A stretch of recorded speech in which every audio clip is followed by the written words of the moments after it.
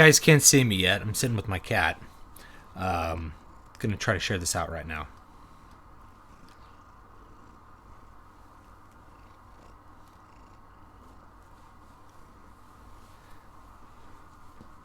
So I'm gonna play an ad.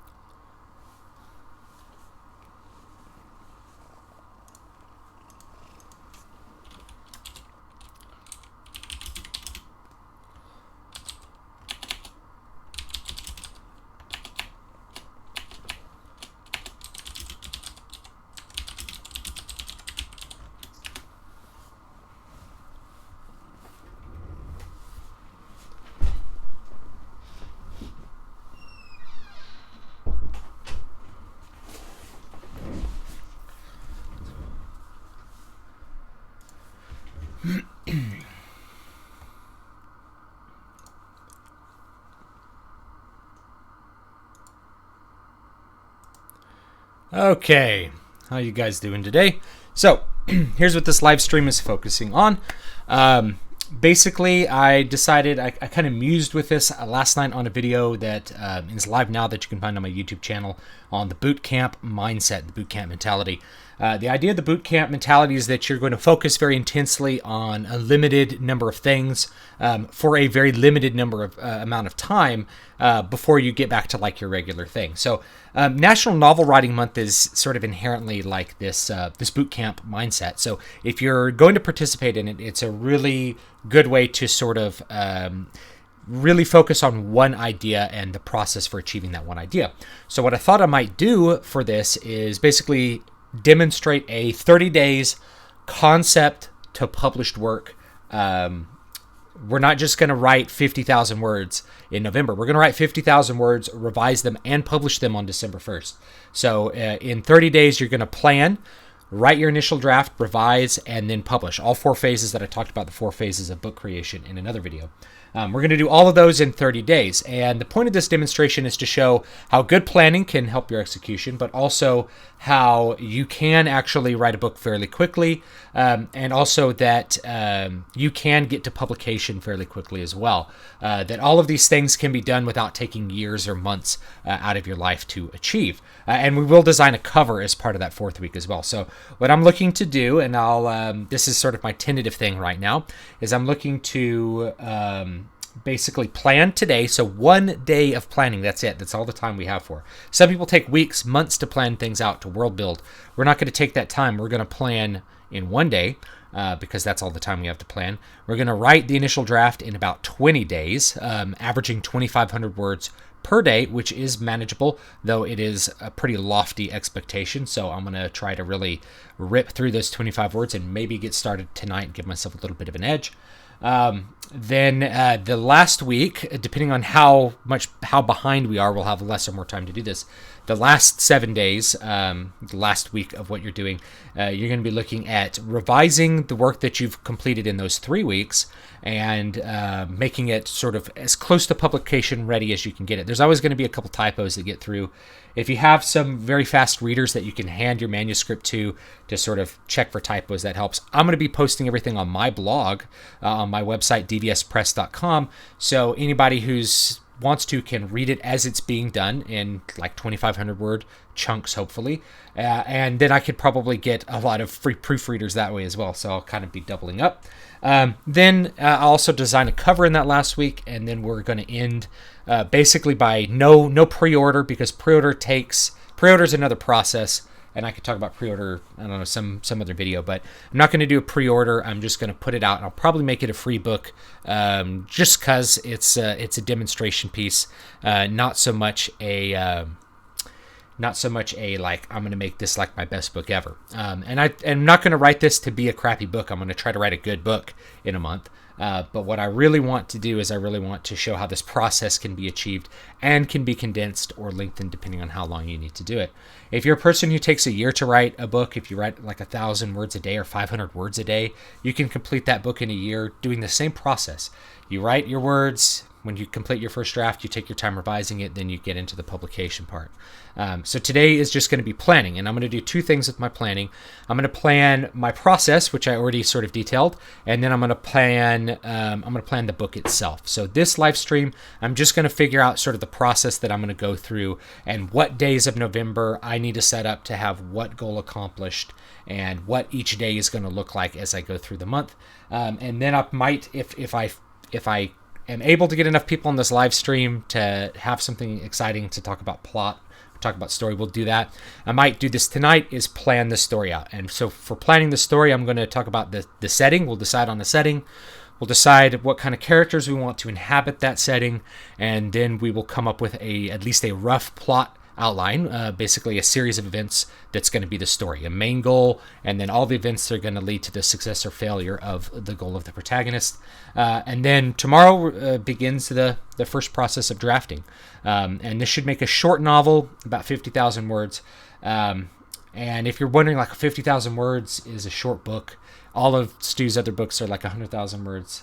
It's like I actually do have a 50,000 word book. I don't know where it is. So Prophet of the Godseed's about 50,000 words, and it's a good length for a novel, for a short novel. If you really keep it action packed, 50,000 words doesn't feel too short at all, as long as there's a lot happening. So anyway, that's what I'm planning on doing, and you guys can do that with me if you want. If you follow with my process and basically do the things that I'm going to do, you should be able to complete the same goal as me, because I'm designing this with the goal in mind, and with all the other things in mind. Different people write in different ways. Some people spend less time planning and more time executing. Notice I'm doing 1 day of planning. This isn't too far off from what I normally do. I normally plan for a couple of days and then write for, a couple months and then publish for a couple weeks, right? So this case, I'm planning for 1 day, and you can plan a book in 1 day if you understand story structure and you're able to think about sort of what plot events need to happen to sort of lead to a good conclusion. And there's a bunch of guides you can follow to figure out plot structure. I think Derek Murphy, if you don't know who he is, he does a lot of like indie publishing, self-help sites and stuff. He's got one called the Plot Dot that has like this little plot wheel of like 12 different important plot points, pinch points, and then this part changes the plot. You can follow something like that if you've never written a book before, and that's actually really helpful. What you'll probably do along the way is you'll probably decide to do something different than that, and that's fine.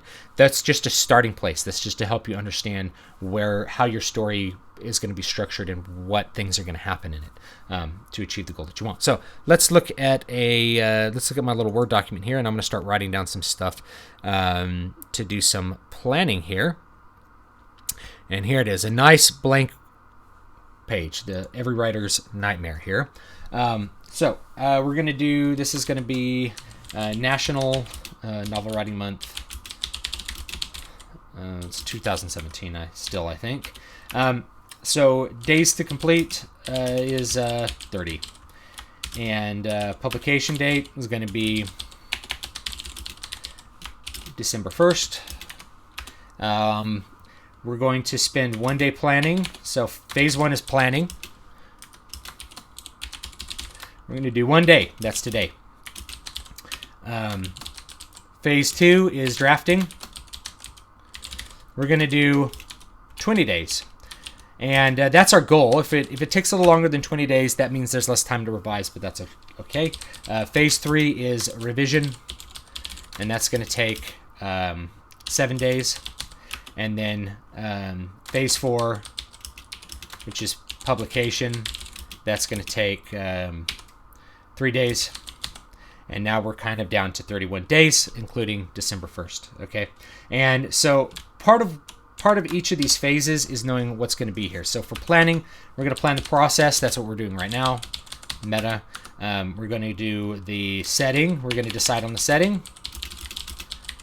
We're going to decide on we'll draft some basic characters. And what I do for characters is I just kind of come up with like, I don't even describe them. Some people have like character sheets. They're like, this is Bill. He is middle-aged. This, that, and the other. I don't do that. I just kind of say, well, this is the protagonist.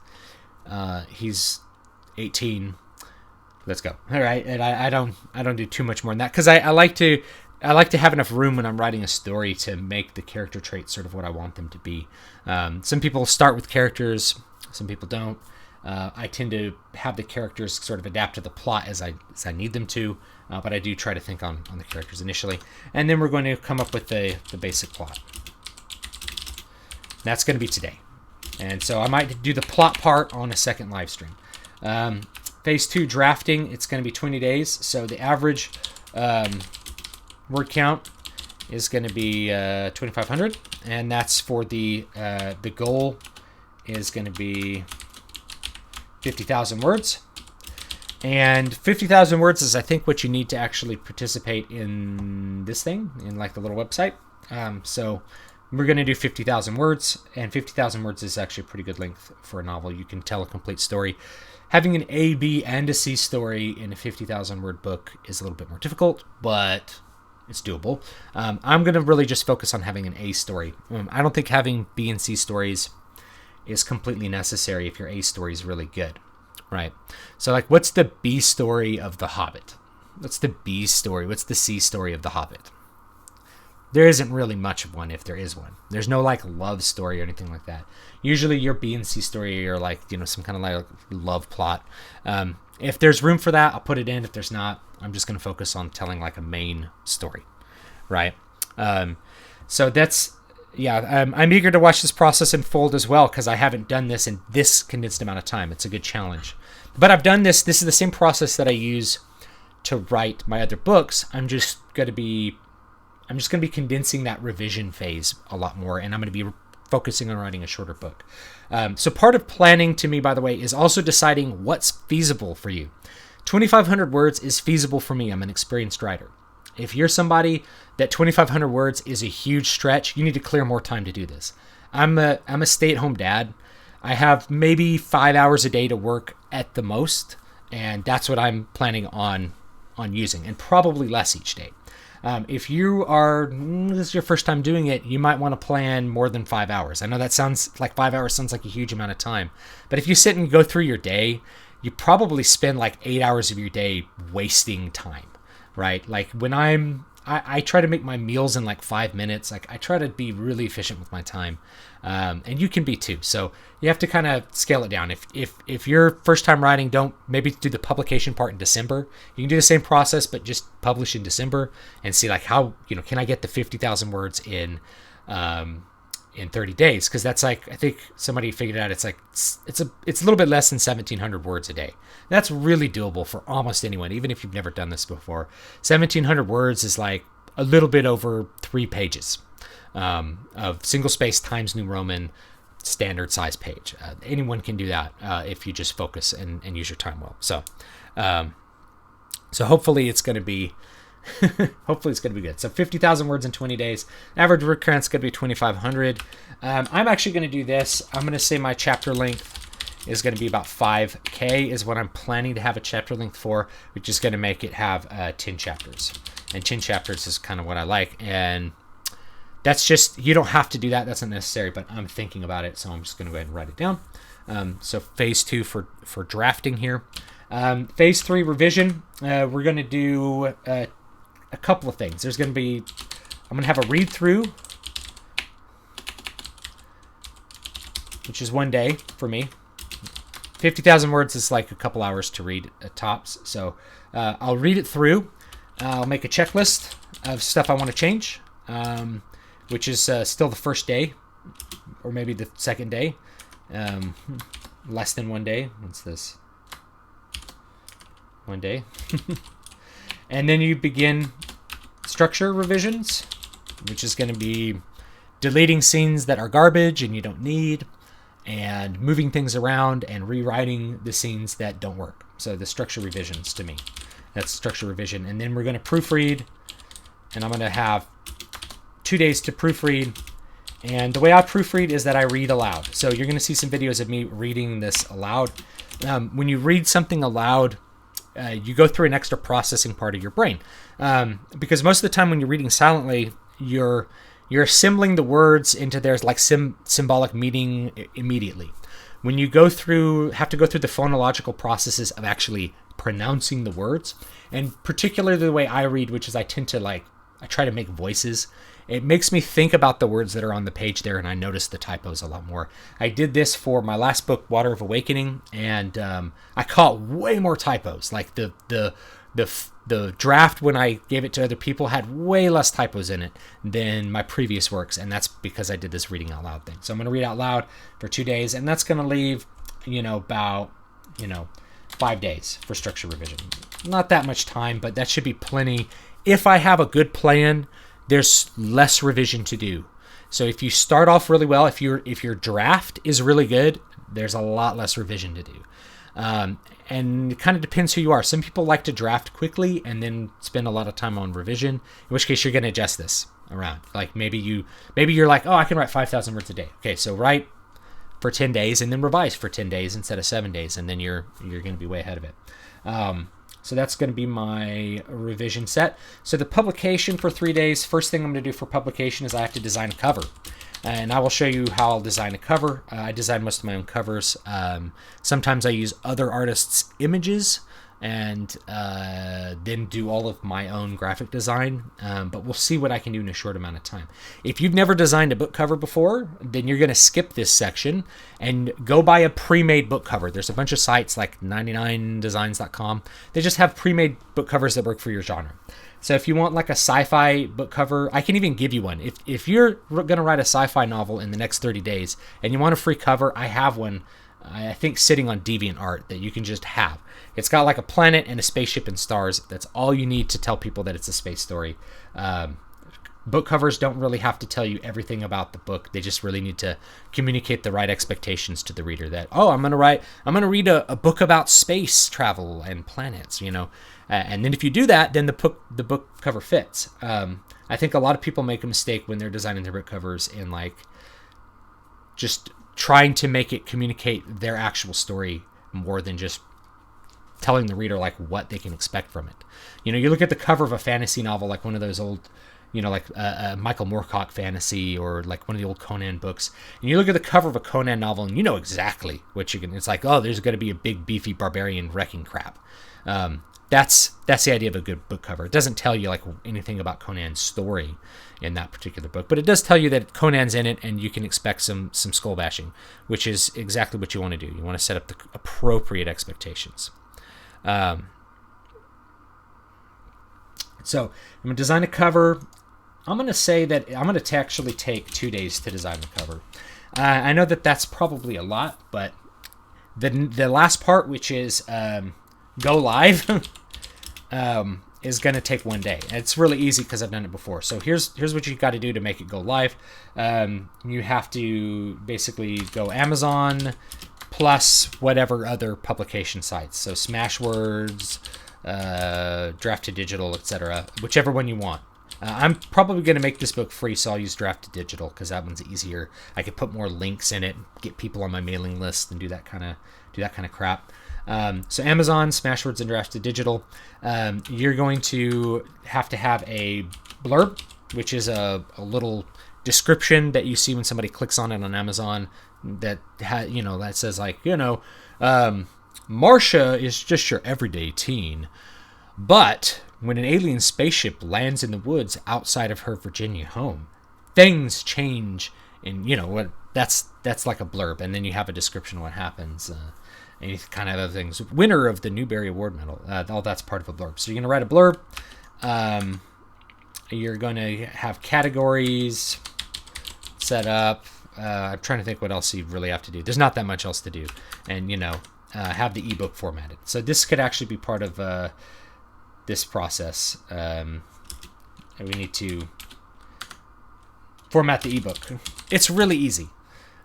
In fact, I'm going to write this book in a manuscript format that's set up so that there's literally no formatting you have to do to make it ebook appropriate. You just make sure that your front matter is correct, and that's your ebook formatting. It's really easy with Microsoft Word if you don't use tabs. If you can see my document, all of my Times paragraph has an indentation here rather than a tab. These arrows are tabs. If you use tabs to indent your paragraphs, it's going to take you forever to format your manuscript, because you want to be able to slide this guy over to here, and then everything is going to end up properly indented on like a Kindle or a Nook or whatever ebook reader you happen to be using. Awesome. Just published your second book at the beginning of the month. Great. Yeah, so I'm really glad. I'm really glad you guys are making progress. That's awesome. And thank you for liking my content. I enjoy making it. Oh yeah, the Hobbit movies. There's like this, they added this horrible romance between like elves and like an elf and a dwarf. And another thing I really disliked about the Hobbit movie is they made the dwarves not look like dwarves, because they're like, people won't like ugly old dwarves, so let's make a couple of them really handsome. So there's these two like really good looking dudes running around with ugly dwarves, and you're like, this doesn't work, guys. Like, we need to make Thorin really attractive and heroic looking. It's like, so they did, and he's really attractive and heroic looking, but that's not who the character was, and he doesn't fit with the other dwarves in the movie. And then I think was it Feely or Keely? One of the dwarves was like, really young and handsome looking. He just looked like a dude. He didn't look like a non-human. So it just didn't work. It just didn't work. I don't even really know what Wattpad is. I'll be honest. Should I publish to Wattpad too? I don't know what that is. Yes, why not? It depends if you're trying to make money, I guess. I know Amazon because Amazon's a money-making platform more than other stuff. But I'm probably going to do this ebook for free, just to have it out. So I'll format the ebook. That's, less than a day. Format the ebook. Okay, so there's I think this is my process planned. Now, I'm probably going to lose one day or more. In fact, I'm planning on losing more than one day as I'm thinking about this, because I'm going to be out of town next week for 5 days. So that means I'm going to have to take my laptop with me and try to work somehow during those 5 days, which means I'm probably going to have to make up the difference on the outside. I'm probably not going to be able to write 2,500 words a day for those 5 days. That means I'm going to have to up my expectations for when I'm here. There's also Thanksgiving. So, I'm going to lose the... how many lost days I expect? Probably about... probably expecting to lose 4 productive days during the month, at least. So that means I'm probably going to lose them from these two things, which means I'm probably going to have to up that to 2,500 to 3,000. 2,500 minimum, 3,000 is the goal. And because I'll lose some days in the drafting and I'll lose some days in revision, and hopefully we'll get through that. So that's something that you have to keep in mind too. Nobody is going to go through November without like family obligations and other things like that if you live in the United States. Luckily, my wife has all of Thanksgiving week off of work, so she can watch the kid for a couple of those days, and I could probably make up some time. So that's kind of what I'm thinking about. It's pretty cool to keep your word goals, but I do not use it personally. So what's more important than a word count goal? So word count goal, any goal is just a tool that you can use. And I like smaller goals. The smaller the goal and more achievable it is, the easier it is to see your progress towards your main goal. What's more important is that you're doing it every day and that you're devoting time to it. So I think it's good to have both. So I tell this with my guitar students. A lot of times guitar students, they say, I got to practice 4 hours a day and I'm not getting better. It's like, well, what does your practice time look like? Well, I sit down, I play through all my pieces that I know, and then I practice my scales and I do this. And I'm like, okay, so what new stuff that you can't do yet are you working on? They're like, I'm not. It's like, well, you need to have a goal of doing these 12 measures, and that's all you need to do that day. If you spent that amount of time on those 12 measures, it'd be perfect, and you'd actually have accomplished something, rather than kind of spinning your wheels and playing through a bunch of stuff you already know. A lot of times, guitar students are really bad at practice, because they think it's all about the time that you spend holding the instrument rather than how to be productive while holding that instrument. So in that case, I think word count goals can really help you focus on what you're doing in the time that you spend. But of course, it's really good to make sure that you are actually spending a certain amount of time working. If you could do it on the flip side too, rather than saying, I'm going to write 1,000 words and quit, turn on a timer and say, I'm going to write for 45 minutes with no breaks. I'm not going to stop and get water. I'm not going to stop and think. I'm not going to check Facebook. I'm just going to write for 45 minutes straight and see what happens. See how many words you get through. You may find that you do better having a really specific amount of time where you are able to be completely focused than if you're just thinking about word count goals. You may find that you make more progress and that the words that you're writing are better. So you could try both of those out. But I think it's good to at least have a general idea of your progress, because the idea here is to get to that goal, that book, that 50,000 word book. And if you are not keeping track of your your like little steps along the way, then you may find that you get to the end and you're like, oh, I only wrote this much. Why wasn't I able to achieve? I'll work harder next time. It's not always about working harder. Sometimes it's about working smarter. Keeping those little goals in mind can really help. And it helps me, So lots of different ways to do it though.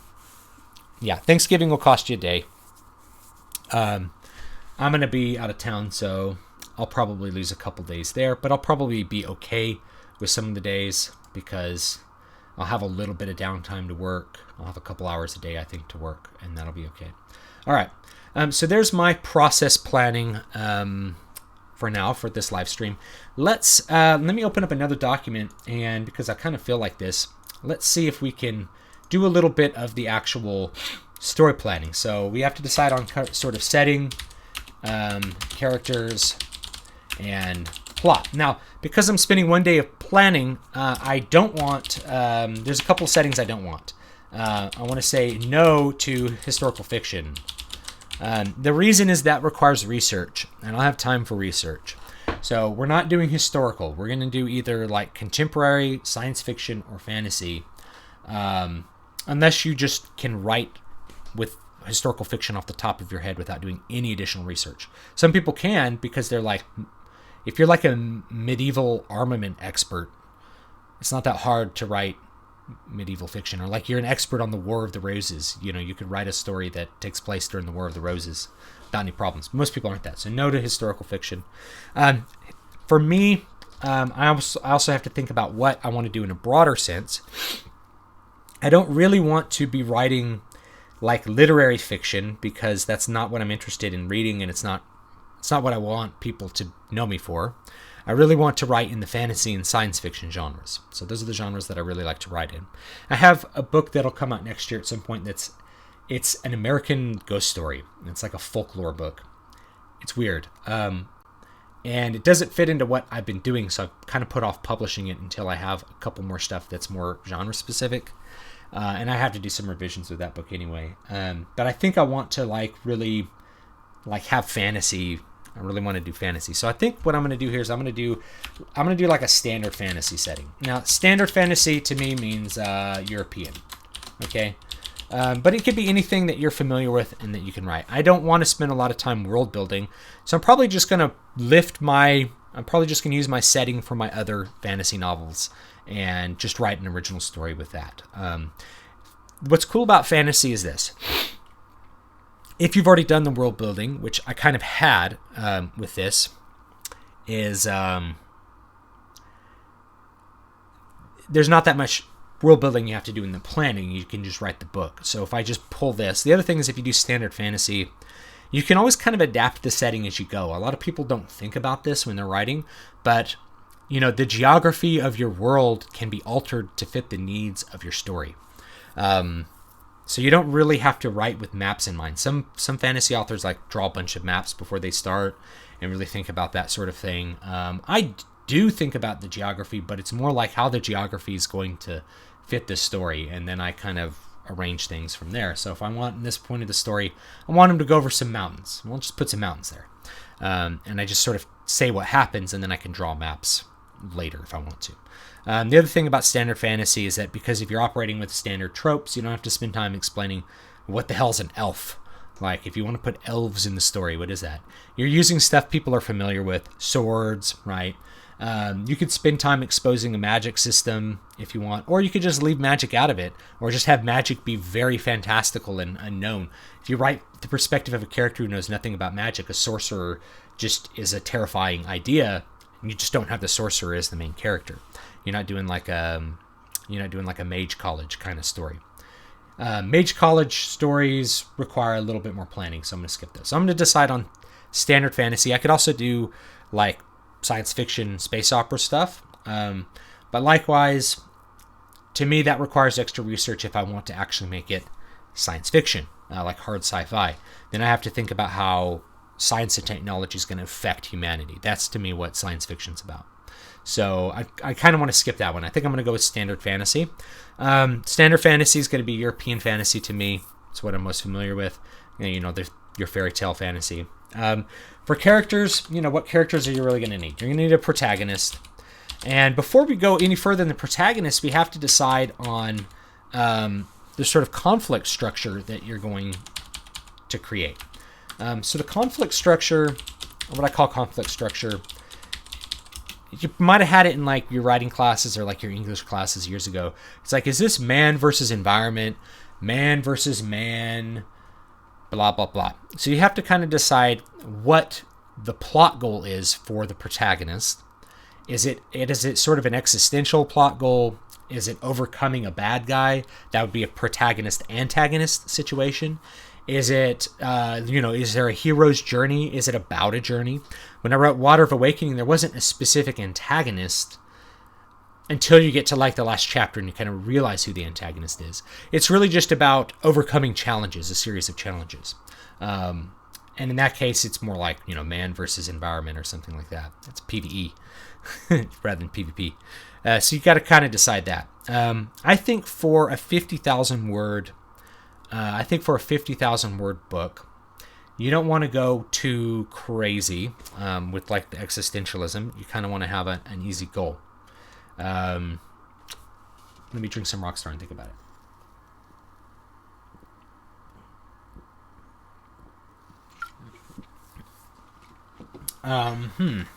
Any ideas? You guys have any ideas for what you want to see me do?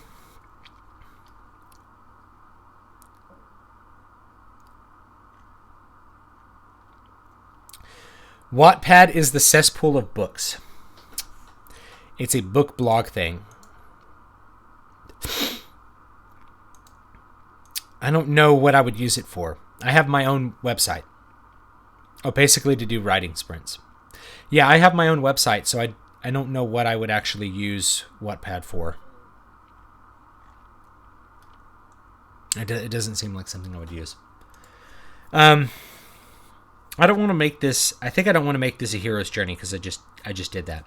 I think I want to make this about like somebody overcoming another person. So I'm going to make it like man v man. Man versus man. So now I can decide on a protagonist and an antagonist.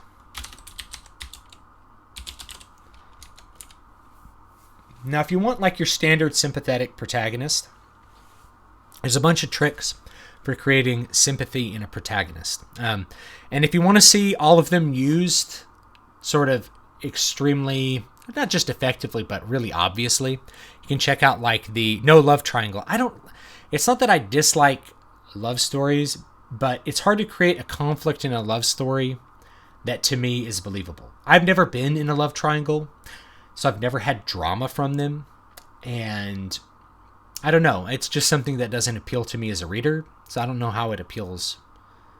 It doesn't appeal to me as a writer. So I'm going to do man versus man. So anyway, I'm going back to ways to create some sympathy for a protagonist. So if you read like the Harry Potter books, Joan Rowling does this a bunch. So if you open up the first Harry Potter book, Harry Potter is an abused child. So that's a really easy way to evoke sympathy from the reader. To immediately make them sympathize with the characters because they're abused. He's also an orphan. Boom, 2 ticks, right? All of those sorts of things. And all of these, by the way, she pulls from Roald Dahl books. It's not that they're original. Roald Dahl does this gratuitously. Charlie in the Chocolate Factory, if you read it, Charlie is completely encapsulates like this myth of noble poverty. He's totally noble, and he is completely poor, and his dad works at a toothpaste factory, and his dad loses his toothpaste factory job, and the family's destitute because they have to care for their 4 grandparents.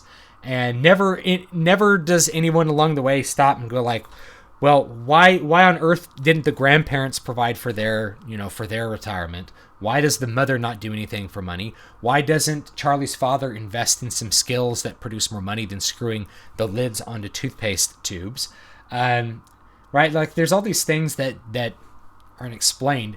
And why is Charlie such a good guy if he grows up in a household that's poor? Statistically, people who come from impoverished backgrounds have like the highest risk to commit crime and have bad things happen to them, be abused, all those sorts of things. Low socioeconomic status ends up producing a lot of character traits, negative character traits that have to be kind of overcome. That to me is more interesting, but that's what Roald Dahl does, and that's kind of what Joan Rowling does, because Harry Potter lives under the stairs. He has no possessions, and then when he comes and gets told he's a wizard and everyone loves him because he killed Voldemort, which of course it turns out that people don't really love him because he killed Voldemort. They're actually jealous.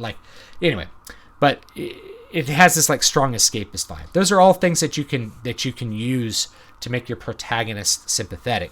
So when you're drawing your character outline, you want to think of one thing that any reader can kind of attach to. You don't want to go full Roald Dahl, but you want to find one thing that a character attaches to that has empathy, sympathy, something that they admire, something that they can relate to with the protagonist, that helps them immediately want to join the protagonist on their struggle, on their journey. Charlie Bucket is basically a latter-day Dickens character. It's true, and Dickens does that as well too. And I need to remind myself of that this is a long-standing. It's really from the 19th century. If you read a book by Thomas Sowell called A Conflict of Visions, which is a book on metapolitics, all of these myths go back to the 19th century. Another book called Plagues of the Mind by Bruce Thornton, who was actually one of my teachers. Bruce Thornton was one of my philosophy and humanities teachers. But all these sort of myths go back to the 19th century romantic ideal. The myth of noble poverty, the starving artist, the sort of man, the American Indian totally in touch with nature, completely living in harmony with nature. All of these myths come from the 19th century. And they're all pretty much bogus, but we see them just sort of keep reappearing here in the 20th century because they appeal to people. We have sympathy for poor people because we look at them and we put ourselves in that place and be like, that would be awful to be poor, but we don't really know what it's like to be that person. We have to kind of remind ourselves of that. And we don't really know what that person did to end up where they are. When you see someone begging on the street, chances are they're there because they're either mentally ill, in which case they need the help that you can't give them with $5, or they've made a really long series of bad decisions to get where they're at, in which case you can't fix it with $5. But the whole point is that when you have that sympathy sort of peaked, then you want to give them $5. Anyway, going back to a protagonist, you could pick one thing. So poverty is one. You could do poverty is an easy one. You could do loss. So loss of parents or, prestige. Here's a great example of this too. So if you ever read the book Way of Kings, Brandon Sanderson's Way of Kings, first in the Stormlight Archive series, third one's coming out this month, I think. Brandon Sanderson does a really great job of of taking this character Kaladin and doing these things to just sort of destroy him and make you totally feel for him. So at the beginning of the book, Kaladin is like this admirable leader. He's leading his fellow men into battle and protecting them and teaching them how to be safe, and so we start off with an admirable quality, a positive quality, rather than this sympathy. And then the next time we see him, he's a slave. He has a brand on his forehead, and he's been reduced to nothing, to the lowest possible place he could be. And then he's sent to die. He's put on this bridge carrying troop that pretty much exists just to have everybody on it die. And through that, you have sympathy plus admiration. It's a really effective combo he did. And then that character builds himself out of that hole which has some really, really great growth, like this big redemptive arc. It's very, very effective writing on the character level.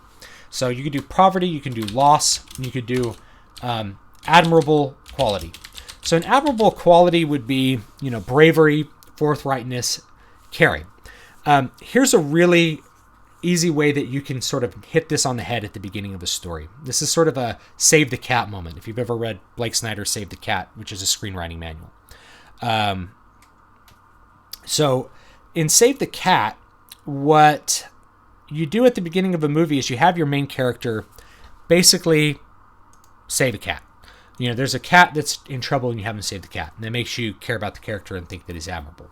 But you can do a lot better than that. What you can do is you can have a character do some sort of pro-moral thing, some sort of admirable thing, and then get punished for it. That's a double whammy. So if you get punished for telling the truth, bam, that's very effective for making somebody connect with a character and want that character to succeed. So that's a really good one. Is I call that the martyrdom complex. So if you make that person a martyr, oh man, that one's effective. And actually, Joan Rowling has done that in a Harry Potter book. She does it in several Harry Potter books, actually. People get punished for things they didn't do. Bam, you have a lot of sympathy for them. Try something more like Sauron versus Isildur. The characters build up until they end up fighting in a high stakes. One person has to die battle. Also like Harry Potter. Yeah, that is pretty cool. Yeah, Kaladin is a really good example. The American Indian who's totally in touch with nature. I've never seen one like that. They don't exist. They never existed. And I say this, I have Native American ancestry like lots of Americans. But you have to think like the Plains American Indian before horses. Before the white man brought horses, the way he hunted buffalo was by driving thousands of them off a cliff.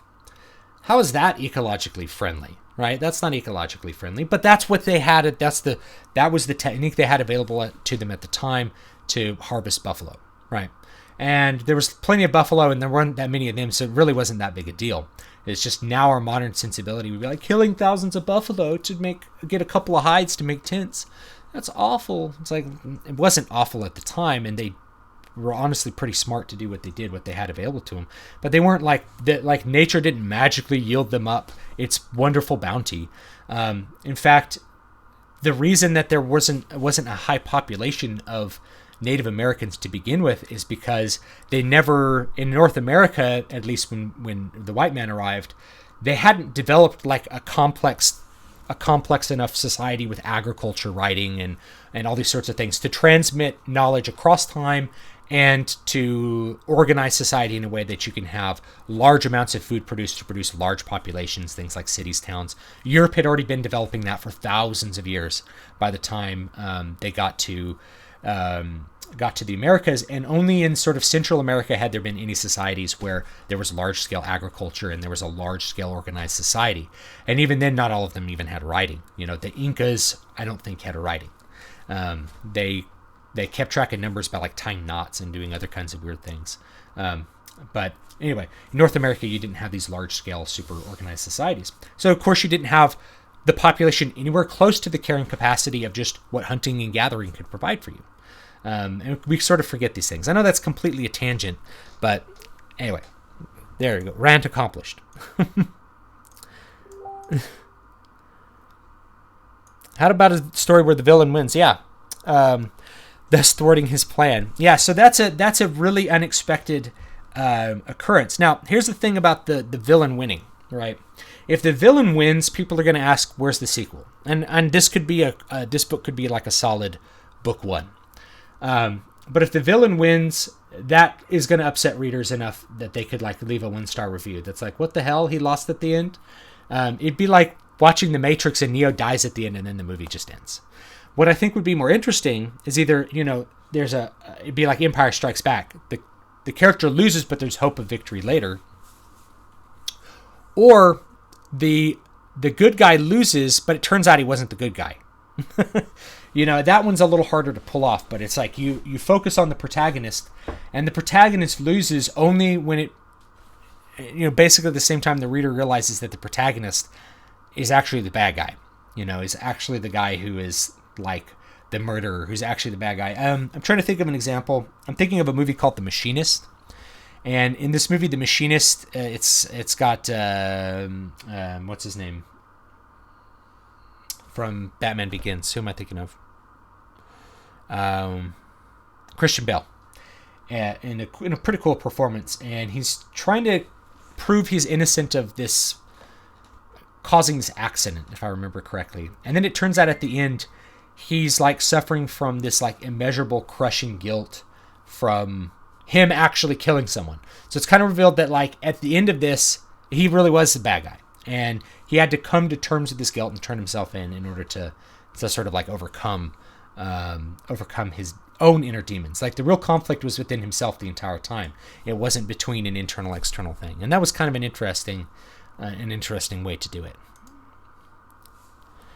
Oh yeah, I would compliment the protagonist's attribute of martyr. Actually, how much danger do characters have to be in for tension to keep the readers turning the pages? It doesn't have to be. There's lots of danger, right? So think of all the different things that make you anxious on a given day, and all of those will make a reader anxious if you play them up. So, Michael really likes this girl. Does she like him back? How is he going to talk? Right, like that's tension right there. He meets the girl. He doesn't know what to say. He meets the girl. He spills spaghetti all over himself, and he goes, "I have spaghetti on my hands." And then, that's tension, and that'll keep the reader turning the page. How is he going to get out of the spaghetti incident? Whatever it's going to be. So there's lots of different ways to create tension, not just danger. There's different kinds of danger. Are we going to run out of water before we finish crossing the desert? That's a danger, but it's not like the bear's going to eat me. Is this guy going to betray us? I got this clue that says this guy might betray us. Will he betray us? I don't know. We'll have to turn the page and find out.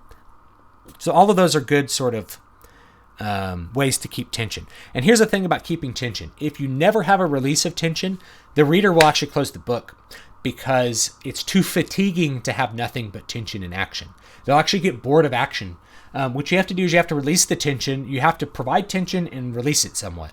And you do that over and over again until you build up a climax. And it's just like writing a symphony. You write a symphony in the same way. You have cadences that resolve or don't resolve all the way, resolve in a weak way until you finally have a really strong, like 5/1 perfect authentic cadence at the end of a symphony. And you'll hear at the end of a Beethoven movement, the first movement of any given Beethoven symphony, you can just pick the Fifth Symphony as a great example because everyone knows that. There's like a full minute of just 5/1 at the end of the first movement, over and over again. Like 5/1, 5, 5/1, 1, 5, 5/1, like just over and over again. Because, of more than 10 minutes of movement there, you've been having all this tension build up, and then you're finally like really hammering home the release.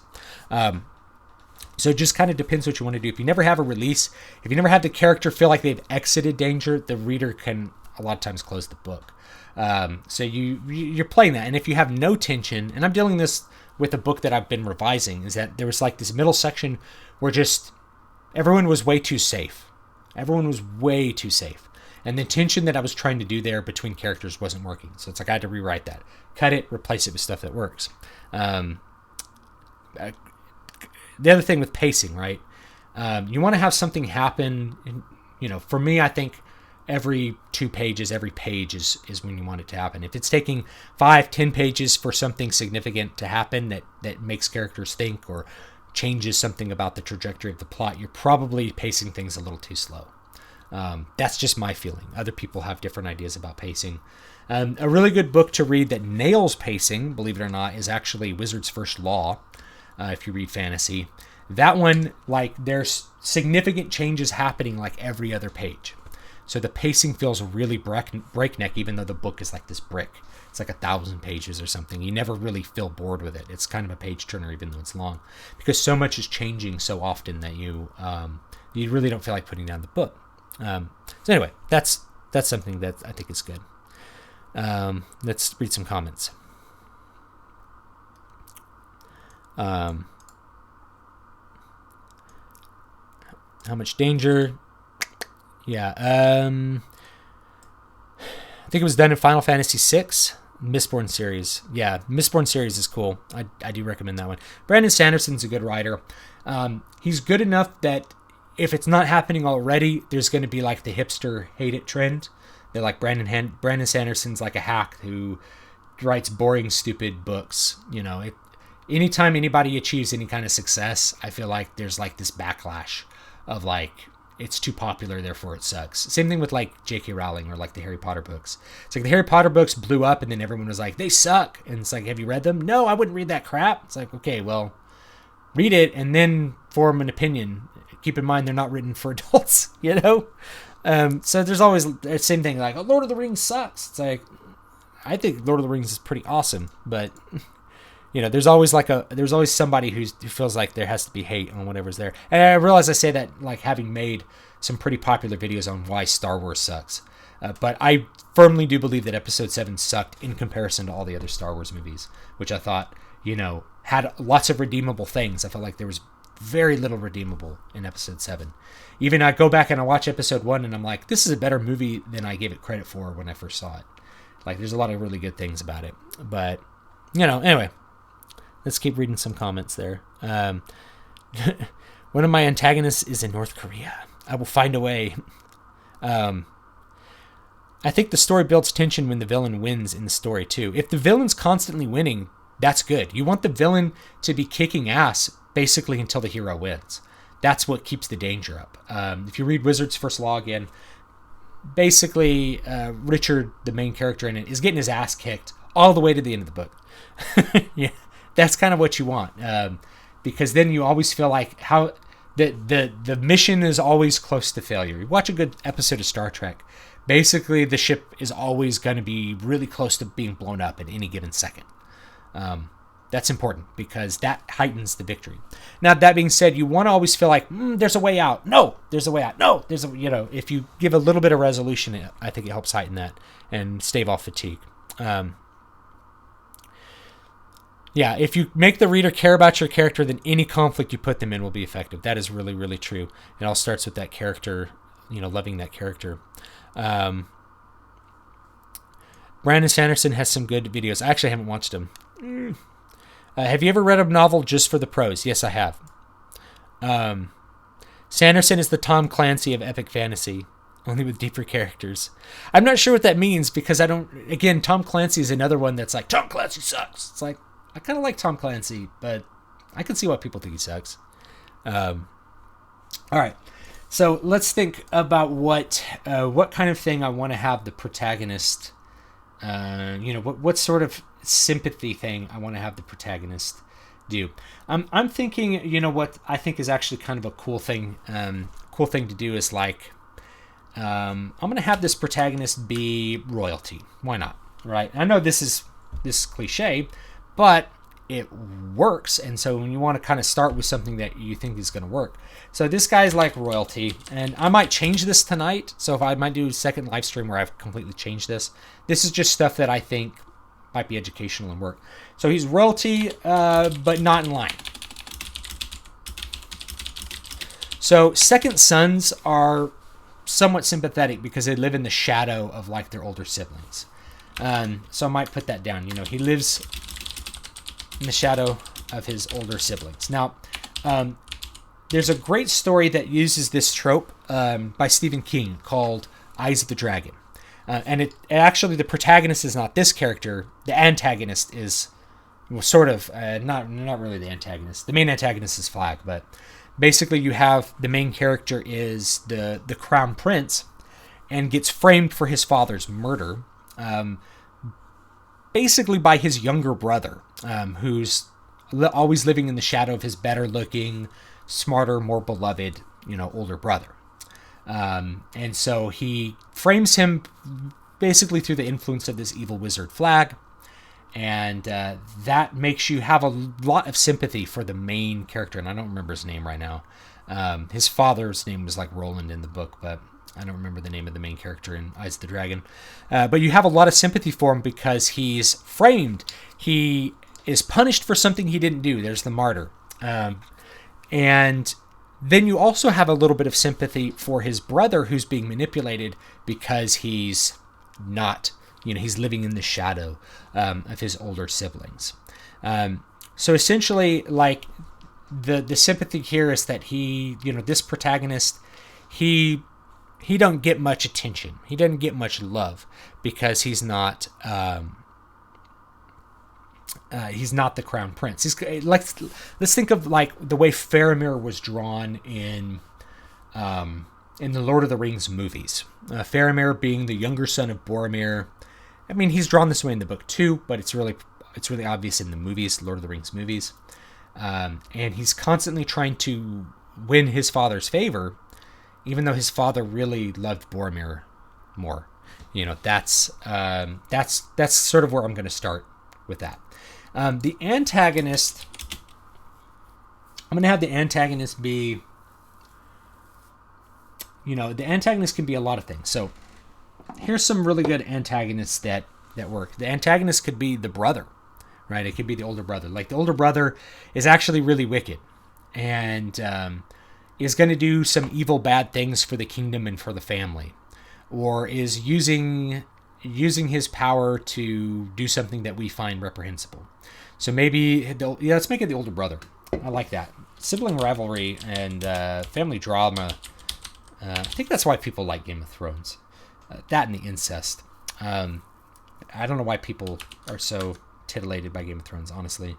It's like, we're in 2017. Is there anything titillating left on Earth? If there is, George R. R. Martin is writing about it. And floppy wieners as well. So I'm going to make the antagonist the older brother. He's secretly wicked, but only the brother knows. And then from there, now we have like a main conflict set up. And then from there, we could start to think about how the plot is going to set itself up. So we have our two main characters, and we can add characters sort of as we go. And so now I'm thinking about a plot that's going to start from that conflict, and I need to think about a final goal. So that tends to be the way that I think of a plot.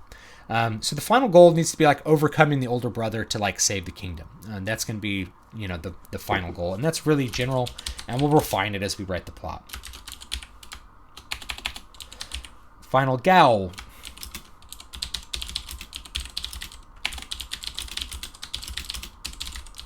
And by the way, some people plot a lot more than this. Some people write down every single scene, and they have pages and pages of plot notes. I don't do that.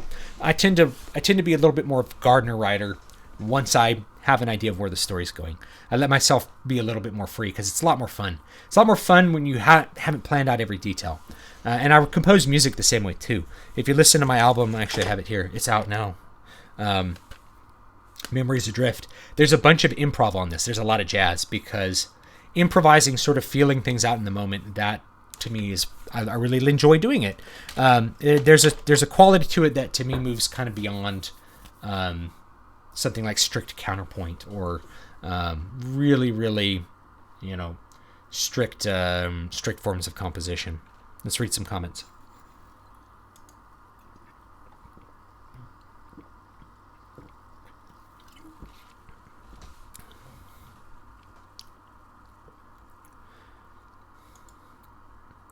I don't like Brandon Sanderson, because I don't, not because he's famous. Brandon Sanderson has flaws. I don't think he's the greatest writer ever. In fact, I mean, I could come up with lots of things that I think are not great about his writing. But he does some things really well, and I think the thing that he really nails that people get really attracted to his stories with is his ability to world build. Like, the settings that he creates are very interesting in and of themselves, and in Way of Kings, no doubt. They're really unique. They're really accessible as well. They're not so complex that you don't quite understand them. If you feel like Brandon Sanderson is too plebeian, try reading Steven Erikson. Steven Erikson's world building in Malazan Book of the Fallen is so deep and so complex. The only one who really did it at sort of that level was Tolkien. Like, it goes back hundreds of thousands of years. He doesn't sit down and explain things. Things are not obvious. You have to read and watch what the characters are doing to figure out how the world works, which I like. I enjoy that personally. Other people find it maddening. They're like, why is this happening? I'm like, well, read and find out. But, it doesn't suit everyone, but you can try him out. So, without getting into a tangent, Game of Thrones last season had some seriously poor writing. You know, I haven't watched past the first episodes of Game of Thrones, I'll be honest. I read the first book a long time ago, and it was okay, but I didn't feel like reading any more of the books after that, and I just didn't. And then I watched the first episode with my wife like 2 years ago, and we're like, well, neither one of us felt like watching episode 2.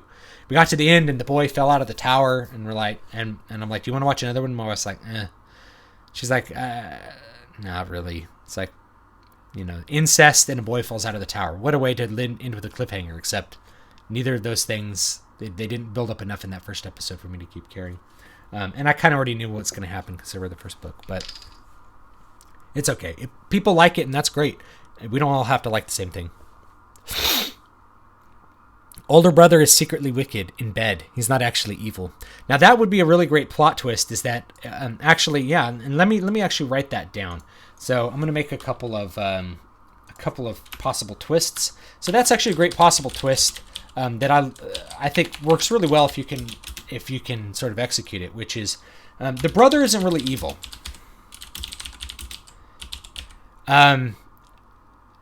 He has to act a certain way in order to accomplish something else that's good.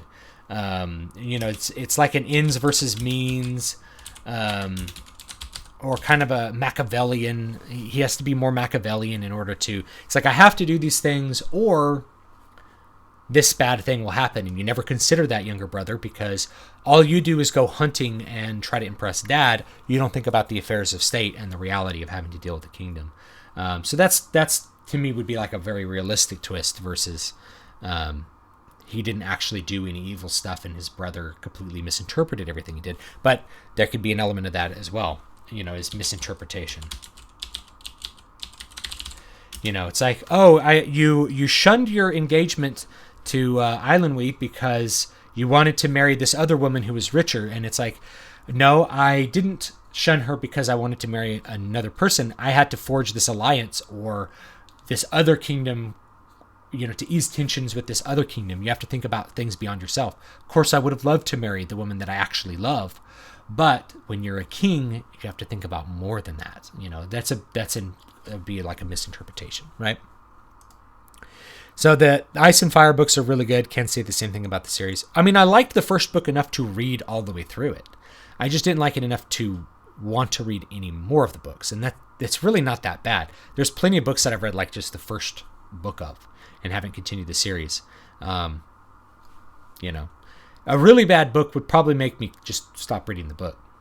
So I remember reading it and thinking it was okay. I just didn't, and I never got the second one. Maybe one day I'll get the second one and keep reading it. Sanderson writes really good action scenes. He's good at that.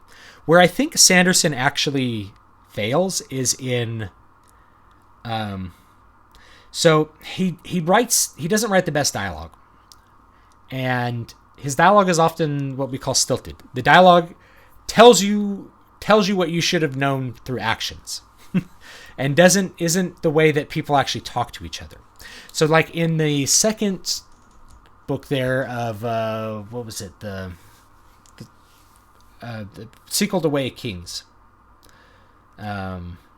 second book in the Stormlight Archive. I can't remember the name of it right now. But anyway, there's a point where Shallan's talking to Adolin, I think, and he's talking about how you use the bathroom in armor, right? And how you like go poop, and like if you're in battle, you just poop in your armor, right? And so there's this discussion with this woman about this, and it's one of these things that it's like it's kind of interesting slightly, like it might be what a reader might ask about, like, do you just go poop in your armor? It's like, but it didn't do anything for the story. And so sometimes Sanderson has his books full of these characterization details that aren't necessary for the characters, right? And aren't necessary for the story and kind of need to be cut. And in fact, I would say probably 2/3 of that second Stormlight book should have been cut or were just unnecessary, should have been written in a more condensed fashion. What you have is Kaladin just doing the same thing he did in the previous book, like going backwards, not growing, repeats of the same characterization sequences, it felt like, and then of course long sequences of Shallan, a character that's really Just not very interesting. And so he has a hard time telling like or maybe he doesn't have enough people telling him what's important and what's not, and what you want to hear and what you don't want to hear. But I just remember that scene where it's like, why on earth would anyone write this down? I don't pick up Lord of the Rings and see any sequences about hobbits going potty out in the wilderness, because nobody cares. It's like, yeah, of course you go potty out in the wilderness. You wipe your butt with leaves or pages from the Sears catalog. It doesn't matter, right? It's not relevant to the story. It's just like a bodily function. In fact, I think in Lord of the Rings, there's like, in the entire journey, there's like 6 total times where they mention that they're eating, and that's hobbits who eat all the time. So those sorts of details, you have to think, are you trying to write in a thoroughly realist style, or are you trying to write in something that's more idealist? And Tolkien wrote in a more idealist style, and most people write in an idealist style. Realist styles, Stephen King writes in a closer to realist style, but most people aren't sitting around detailing the conversations like the mundane conversations we have about our day, because they're not important. They don't relate to any kind of story, and you just include those conversations that do. Words of Radiance. Thank you. I don't know why that one was slipping my mind. I should know, considering I should know it. Magic is far too often a crutch in stories, the get out of jail card when the author has written himself into a corner. That is true. Now, there's some different ways that you can approach magic as well. So I'll go back to Harry Potter. Harry Potter is a really great example because it's a mage college story. The main characters are in a mage college called Hogwarts. Now, what's cool about that is that with the magic system they have, Rowling can give the children the magic that they need to accomplish the plot. You pre-establish the magic in a previous book or in an earlier part of the book. You give them the magic, and then they remember they're able to do it. But at the same time, they're children, so there's adults who have access to magic that's far beyond them that you don't even have to explain. It can just be totally Deus Ex Machina if you want. So like in the 4th Harry Potter book, you see Voldemort conjure a silver hand for like Wormtail. And you're like, nowhere in the book does it detail what that spell is or how it works, but Voldemort's able to do it. Well, you just know that Voldemort's like uber powerful, so of course he's able to do it. And then they do detail the spells that are going to kill them, like the Avada Kedavra spell, the make you dead spell.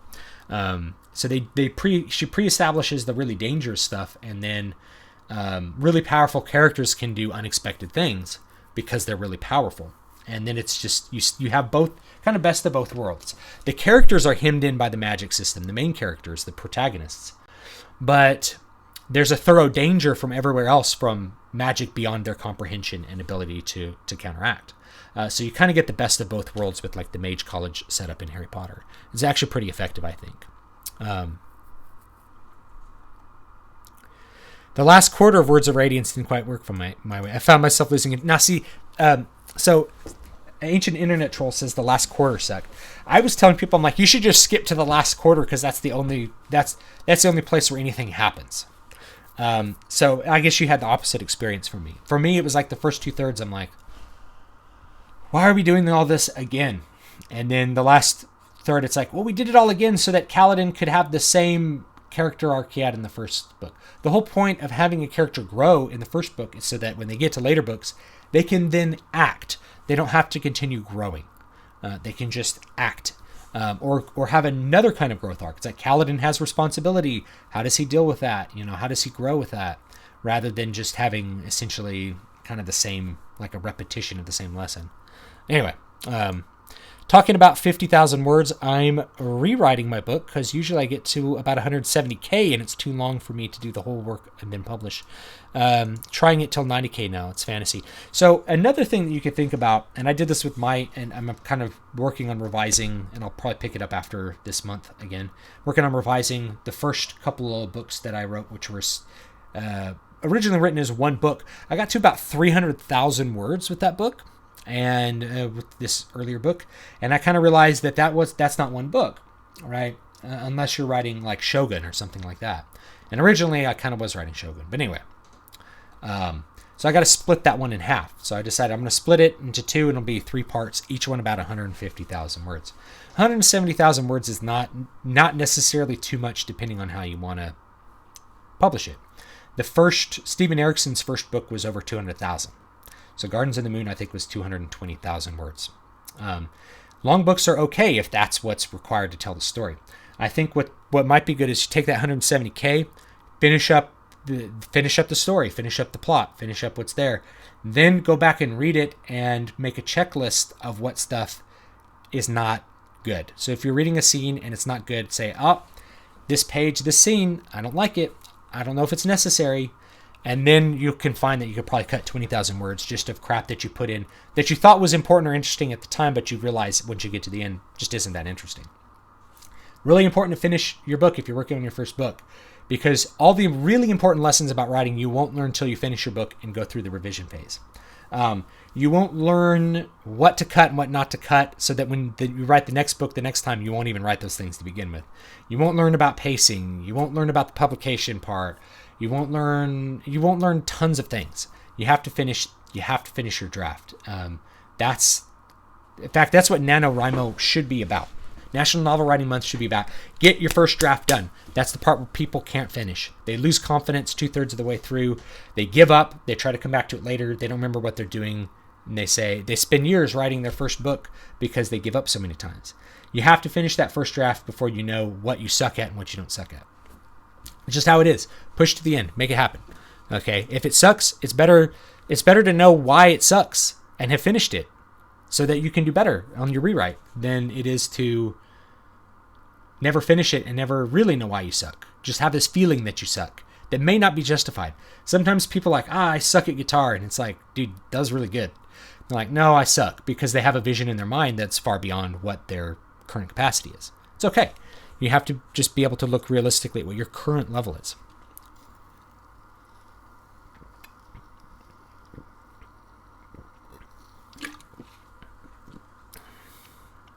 Yeah, I just don't like his style. Yeah, the dialogue. Details in a story is good, but if it's not related to the story or it does take you anywhere, then it gets boring. See most of the middle books of Wheel of Time. Wheel of Time by Robert Jordan is one of these series that I'm like, oh man, the first 5 books are so cool. And then there's the 6 books kind of okay. And then you get 7, 8, 9. You're just like, why am I reading these? These are terrible. They don't go anywhere. They're full of details. It's not just details you don't care about. It's details you already know. He's describing the earrings of some girl at a ferry and the color of her lips and what her garb is. It's like, who cares? Who cares about that? They need to go. They met a girl at a ferry who said in a squeaky voice that she demanded 5 gold coins to cross. And they, Perrin grumbled but coughed up the gold coins and they crossed the river. It's like you could do that in 2 sentences, but Robert Jordan will take 4 pages describing these characters and the ferry, and it's like, get on with it, man. And then it finally picks up in about book 10, and then Brandon Sanderson takes over, and it's good. It's like, I don't know if I can recommend that series, because I don't know if you can skip those middle books. Things happen in them, but they happen so slowly that it's just intolerably bad. It's just so bad. I don't know what. At some point, Robert Jordan lost his ability to think critically about his own work. I don't know what it was. And now I'm talking about writing this book in 20 days. Robert Jordan wrote a Conan novel in a week. He wrote it on his spring break from being an English teacher. He wrote a Conan novel, so it can be done. Robert Jordan can write really fast, and we can all write fast if we learn to do it. Let's see. Let me read some other comments.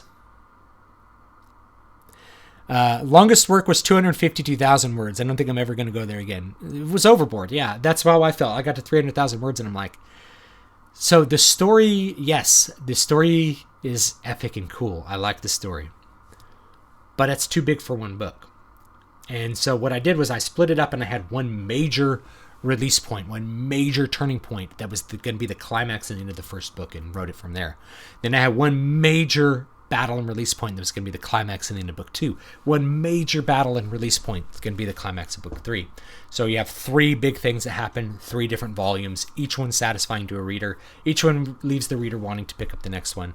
It's better to volumize than to have one long book.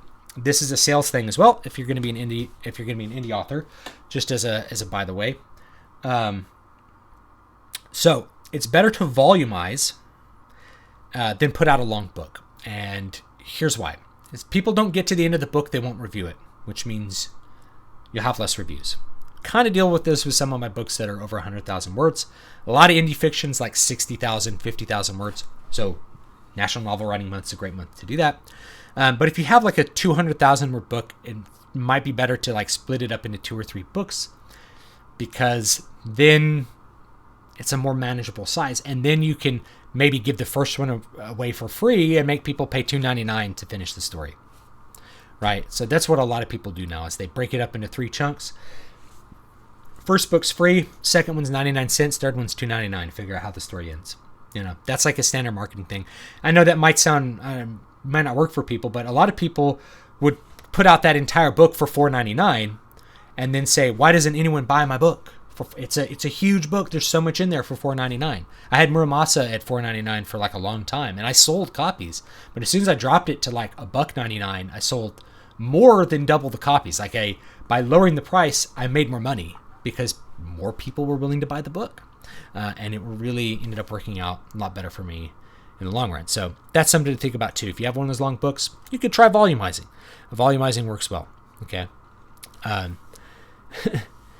Yeah, 800 pages that's a good size of a book, right? That's a good size. I have read the Dragonlance books. I don't like them. So I find them too cringy. I can hear my kids starting to wake up. So if I cut this live stream short, it's because my kid's waking up, and he's going to want to go outside and play, and he's going to want a piece of candy from Halloween, and he's going to want a cookie, and that's how that's going to go. He's a good kid. I might bring him in here and show you him. Reading this comment will distract you from plotting your story. It's true. I'm actually thinking a lot about the plot. I'm going to do another live stream tonight where I'm going to go detail the plot. I'm just thinking about like the main stuff, like some of these twists that work pretty well. I have the protagonist and the antagonist.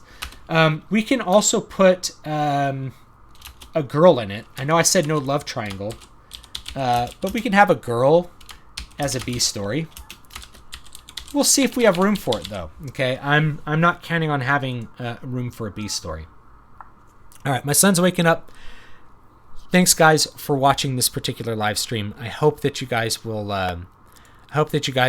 Consider tuning back in tonight when I will actually plot out the entire thing. I'm going to think about it and spend a couple hours thinking about what kind of cool story I can do with this setup, because I think this might be a cool setup. If I come back with something different, it's because I thought of something better. And because I need to do this all in one day, I really have to kind of nail this stuff down today. But I enjoy chatting, and I enjoy answering the questions, and I enjoy talking about what books are cool and what books are not cool. I generally like most things. I know I don't put out that vibe on YouTube when I do movie reviews, because I get so much attention from my negative movie reviews that people don't really think about the fact that like I like most things. I'm pretty generous generally.